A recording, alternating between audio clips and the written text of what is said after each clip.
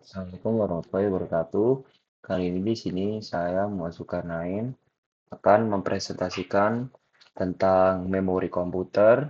Untuk sebelumnya saya perkenalkan nama saya dulu, Muhammad Zulkarnain dengan NIM 25051204087. Saya dari TIB 2025. Oke, untuk pendahuluannya, dalam perkembangan teknologi komputer saat ini, memori memiliki peran yang sangat penting dalam mendukung kinerja sistem komputer. Memori sistem komputer merupakan komponen yang berfungsi untuk menyimpan data, instruksi, serta hasil pengolahan data yang dilakukan oleh prosesor. Nah, yang mana tanpa adanya memori, komputer tidak akan mampu untuk menjalankan program ataupun menyimpan informasi yang dibutuhkan oleh pengguna. Next. Nah, untuk pendefinisian memori sendiri adalah memori komputer ialah komponen dalam sistem komputer yang berfungsi untuk menyimpan data, instruksi, dan informasi, baik sementara maupun permanen, agar dapat digunakan oleh prosesor dalam menjalankan berbagai proses. Yang mana secara umum, memori memungkinkan komputer untuk mengingat dan mengakses data dengan cepat. Tanpa memori, komputer tidak akan dapat menjalankan program karena tidak ada tempat untuk menyimpan instruksi yang akan diproses. Dan memori komputer dibedakan menjadi dua jenis utama, yakni memori utama ataupun primary memory seperti RAM yang digunakan untuk penyimpanan sementara pada saat komputer berjalan. Yang kedua ialah memori sekunder atau secondary memory seperti hard disk atau SSD yang digunakan untuk menyimpan data dalam jangka yang panjang. Sedangkan dalam fungsi memori tersendiri ialah memori komputer memiliki beberapa fungsi dalam menjalankan sistem komputer, yakni menyimpan data sementara, menyimpan instruksi program, menyimpan hasil pengolahan data, mempercepat kinerja komputer sebagai media penghubung antara CPU dan penyimpanan. Yang untuk menyimpan data sementara itu, memori digunakan untuk menyimpan data yang sedang diproses oleh komputer agar dapat diakses dengan cepat oleh prosesor. Yang kedua, semua perintah atau instruksi dari program disimpan di memori agar dapat dijalankan oleh CPU. Yang ketiga, setelah data diproses, hasilnya akan disimpan sementara di memori sebelum ditampilkan atau disimpan secara permanen. Yang keempat, dengan adanya memori, proses pengambilan dan pengolahan data menjadi lebih cepat dibandingkan jika langsung mengambil dari penyimpanan permanen. Yang kelima, memori berfungsi sebagai perantara antara prosesor dan media penyimpanan seperti hard disk atau SSD. Untuk klasifikasi memorinya sudah saya sebutkan tadi, yakni adalah memori primer atau primary memory dan memori sekunder atau secondary memory.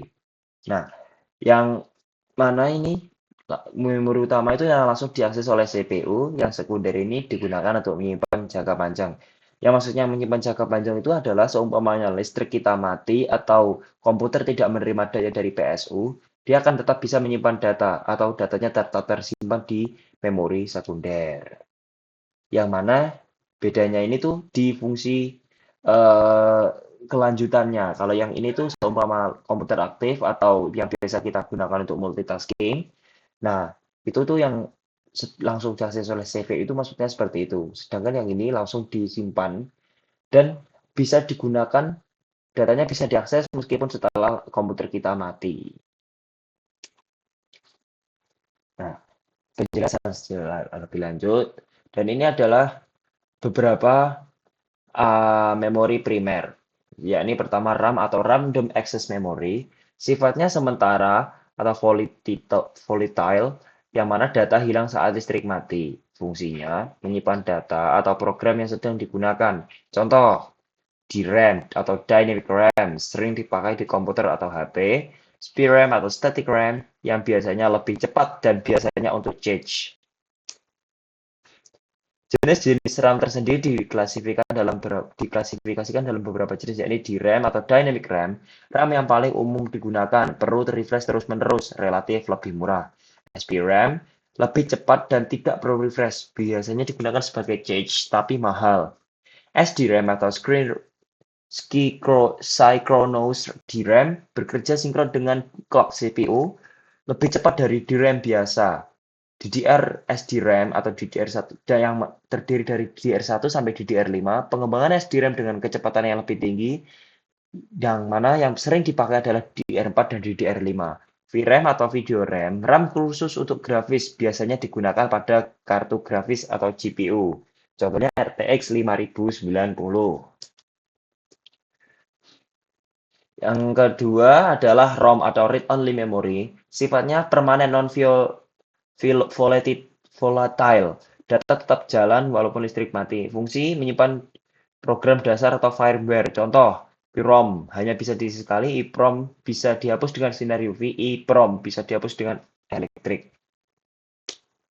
Contoh RAM sendiri adalah BIOS atau Basic Input Output System yang biasanya digunakan untuk menyimpan program dasar saat komputer pertama kali dijalankan atau booting. EEPROM Electrically Erasable Programmable ROM, ROM yang bisa dihapus dan tulis ulang menggunakan listrik. EEPROM Erasable Programmable ROM, ROM yang dapat dihapus dengan sinar ultraviolet lalu diprogram ulang. Mass ROM, ROM yang datanya sudah ditanam sejak pabrik dan tidak bisa diubah. Flash memory, jenis ROM modern yang bisa dihapus dan ditulis ulang. Contohnya pada flash disk dan SSD.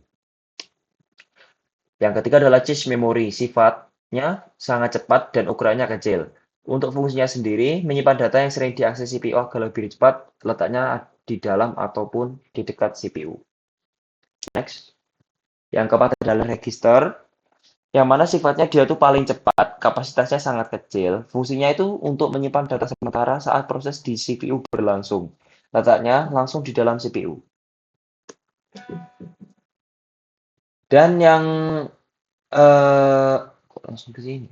Oh ya, dan ini adalah contoh-contoh dari penyimpanan sekunder ataupun secondary memory. Secondary memory terdiri dari beberapa contoh yang mana saya akan sebutkan dari awal. Nah, ini yang pertama adalah hard disk ataupun HDD. HDD adalah media penyimpanan yang bekerja dengan piringan berputar atau disk dan head mekanik untuk membaca serta menulis data. Untuk kelebihannya sendiri, harganya lebih murah dibandingkan SSD. Yang kedua, kelebihannya, kapasitas sangat besar hingga terabyte, cocok untuk menyimpan data dalam jumlah banyak. Untuk kekurangannya sendiri, kecepatan aksesnya lebih lambat kalau dibandingkan dengan SSD. Mudah rusak jika terkena guncangan. Seumpama CPU terbentur ataupun tertendang, dia itu berisiko menjadi lebih cepat rusak. Berisik dan lebih boros listrik. Dikarenakan basicnya adalah disk yang berputar, hard disk memiliki kecenderungan untuk lebih berisik dan lebih boros listrik. Next. Yang kedua adalah solid state drive atau SSD. Pengertiannya sendiri, SSD adalah media penyimpanan yang menggunakan chip memori atau flash tanpa komponen penggerak. Kelebihannya sendiri, kecepatannya sangat tinggi, booting dan loading cepat. Seumpama kita membuka aplikasi, dia itu lebih cepat. Dan tahan guncangan, hemat daya dan tidak berisik. Untuk kekurangannya sendiri, harganya itu lebih mahal jika dibandingkan dengan hard disk. Dan kapasitas besarnya itu lebih mahal dibandingkan hard disk. Dan umurnya terbatas, jumlah penulisan datanya juga terbatas. Next. Yang ketiga adalah flash disk atau USB drive. Nah, ini yang paling umum kita gunakan sehari-hari ya. Pengertiannya sendiri adalah flash disk adalah media penyimpanan portable yang menggunakan port USB untuk memindahkan data. Nah, di setiap CPU itu minimal kan ada port USB-nya satu. Nah, itu bisa dicolokin untuk flash disk. Untuk kelebihannya sendiri, mudah dibawa dan digunakan, plug and play, langsung pakai. Seumpama kita ngeplug di flash disk di CPU, dia tuh bisa langsung terbaca oleh manajer penyimpanan kita. Yang ketiga adalah kompatibel dengan banyak perangkat. Bahkan HP pun bisa dikasih flash disk jika ada konektornya yang cocok. Dipakai konverter. Untuk kekurangannya sendiri, mudah hilang karena kecil. Rentan terkena virus. Nah, ini yang sering terjadi. Seperti virus-virus yang biasa menginfeksi flash disk itu banyak sekali. Bahkan kalau komputer itu sudah terkena virus, kita colok flash disk saja itu flash disknya udah terkena virus. dan kecepatannya tidak secepat SSD. Nah, next.